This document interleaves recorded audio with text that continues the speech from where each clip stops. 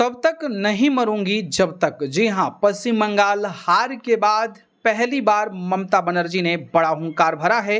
क्या है पूरी जानकारी, चलिए बताता हूं। नमस्कार, मेरा नाम पिंटू सिंह यादव है और न्यूज़ लाइव में आप सभी का स्वागत करते हैं। जी हां, कोलकाता में धरने पर बैठी पूर्व सीएम ममता बनर्जी ने हुंकार भरी है। ममता बनर्जी ने बीजेपी पर जोरदार हमला करते हुए कहा कि मैं तब तक नहीं मरूंगी जब तक तुम लोगों को हटाऊंगी नहीं। पश्चिम बंगाल विधानसभा चुनाव में हार के बाद अपनी पहली सार्वजनिक सभा को संबोधित करते हुए ममता बनर्जी ने कहा कि या तो हम लड़ेंगे या फिर मरेंगे। ममता ने कहा कि बीजेपी अध्यक्ष मुझे कई बार फोन करके मदद मांगते थे, लेकिन मैंने यह बात कभी मीडिया को नहीं बताई। बीजेपी को छोड़कर बाकी सभी राजनीतिक पार्टियों के साथ मेरे अच्छे संबंध हैं, लेकिन जब भी बीजेपी ने मदद मांगी मैंने उनकी मदद की है। उनके बुरे दिनों में मैंने उनका साथ दिया है। मैंने तो उन्हें खुद फोन भी किया था। मैं यहीं हूँ और यहीं रहूंगी जब तक मैं जिंदा हूं, एक बहादुर की तरह लड़ूंगी।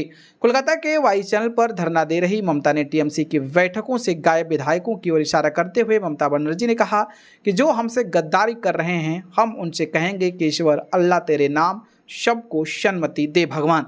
पार्टी नेता और अपने भतीजे अभिषेक बनर्जी पर हुए हमले का जिक्र करते हुए ममता बनर्जी ने कहा कि अगर उस दिन पत्थर अभिषेक के सिर पर लगा होता तो उसके मौके पर मौत हो सकती थी। पूर्व सीएम ने मौजूदा सीएम शुभेंद्र अधिकारी पर भी तंज कसा और कहा कि अभी बीजेपी के पुराने लोगों के पास पावर नहीं है, बल्कि दूसरी पार्टी से आए लोगों के पास पावर है।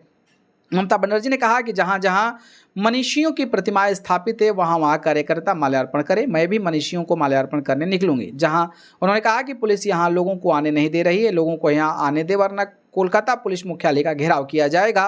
पुलिस टीएमसी कार्यकर्ताओं को प्रदर्शन में हिस्सा न लेने की धमकी दे रही है, लेकिन मैं विरोध प्रदर्शन जारी रखूंगी।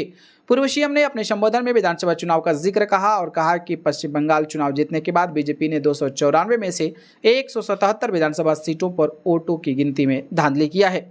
ममता बनर्जी कोलकाता के रानी रासमणी रोड के वाई चैनल पर धरना दे रही हैं। तृणमूल कांग्रेस का आरोप है कि विधानसभा चुनाव के बाद उनके नेताओं और कार्यकर्ताओं पर हमले हुए हैं, खासकर सांसद अभिषेक और अन्य नेताओं को निशाना बनाया गया। ममता ने यह भी आरोप लगाया कि उनकी पार्टी को तोड़ने और नेताओं को डराने धमकाने की कोशिश की जा रही है। ममता बनर्जी के साथ धरने में विधायक चंद्रिमा भट्टाचार्य, शुभनदेव चट्टोपाध्याय, नान्या बंडोपाध्याय, मदन मित्रा, अशोक देव, अश्विन पात्रा शामिल हैं, जबकि सांसदों में डोला सेन, कल्याण बनर्जी और डेरेक ओब्रायन धरने पर बैठे हुए हैं।